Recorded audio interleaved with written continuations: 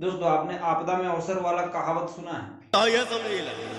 हाल ही में राकेश मिश्रा का एक गाना रिलीज हुआ है, पिस्टल पे लहंगा। इसी गाने को लेकर पेपर में कुछ छपा हुआ था।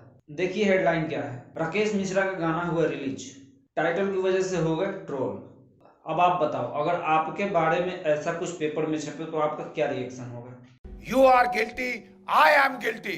All of us are guilty. आपका जो भी रिएक्शन हो, लेकिन आपका ये वाला रिएक्शन तो कतई नहीं होगा जो राकेश मिश्रा का रिएक्शन था। राकेश मिश्रा ने इस पेपर के कटआउट को अपने इंस्टा पेज पे शेयर करके ये लिखा, मेरे नए गाने पिस्टल पे लहंगा को मीडिया कवरेज देने और सहयोग समर्थन के लिए सोशल मीडिया, प्रिंट मीडिया के सभी दोस्तों को आभार प्रकट करता हूँ, दिल की गहराई। कितने मासूम है बताओ? तो चूतिया नहीं बना रहे हैं, आप चूतिया हैं। इसे कहते हैं आपदा में अवसर तलाशना।